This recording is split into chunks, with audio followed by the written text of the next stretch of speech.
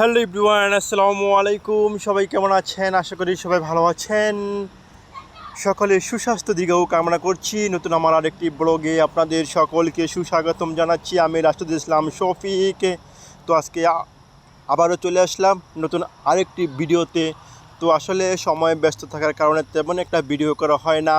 তো তারপর চেষ্টা করি মাঝে মধ্যে দু একটা ভালো ভালো ভিডিও আপলোড করার জন্য, যাতে আপনারা দেখতে পারেন এবং আপনারা সকলে আমাকে উৎসাহিত করবেন। যেহেতু আমি নতুন নতুন ব্লগ তৈরি করছি, হয়তো বা কোনো ভুল ত্রুটি থাকতে পারে, এই জন্য আপনাদের কাছে প্রথমেই ক্ষমা চেয়ে নিচ্ছি। এবং যে যতটুকু পারবেন আমার এই ভিডিওগুলো শেয়ার করবেন, যাতে অন্য কেউ দেখতে পারে। এজন্য আপনাদের কাছে একটা অনুরোধ করব, আমার এই ভিডিওগুলো শেয়ার করবেন। তো আজকে চলে আসলাম মোস্তফা সেন্টারে, অনেক দিন পরে মোস্তফা সেন্টারে চলে আসলাম। এখানে কিন্তু শুধুমাত্র বাঙালিদের আড্ডা এবং বাঙালিদের রেস্টুরেন্ট, দোকানপাট, এখানে কিন্তু বিভিন্ন ধরনের দোকানপাট আছে বাঙালিদের। দেখেন সিঙ্গাপুরের বুকে কিন্তু থেকে তারপরে কিন্তু এখানে কোনো সিঙ্গাপুরিয়ান দেখা যায় না, শুধুমাত্র বাঙালি। এখানে কিন্তু এই সিঙ্গাপুরের বুকে একমাত্র মোস্তফা সেন্টারে কিন্তু প্রচুর পরিমাণ বাঙালি আসে।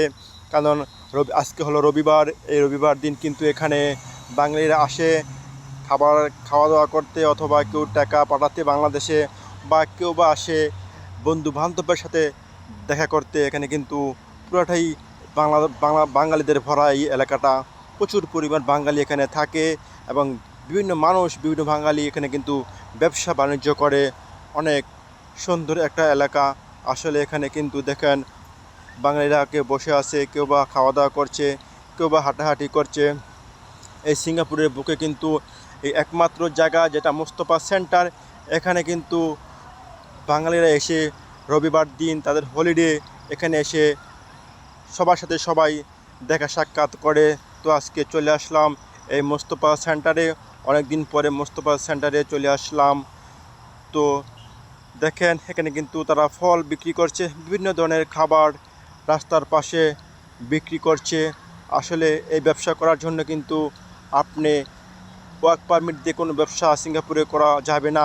যদি আপনি এসপাস অথবা পিআর হন, তাহলে কিন্তু এই সিঙ্গাপুরে আপনি বিজনেস করতে পারবেন। তো এখানে কিন্তু বিজনেস করাটা অনেক ডিফিকাল্ট।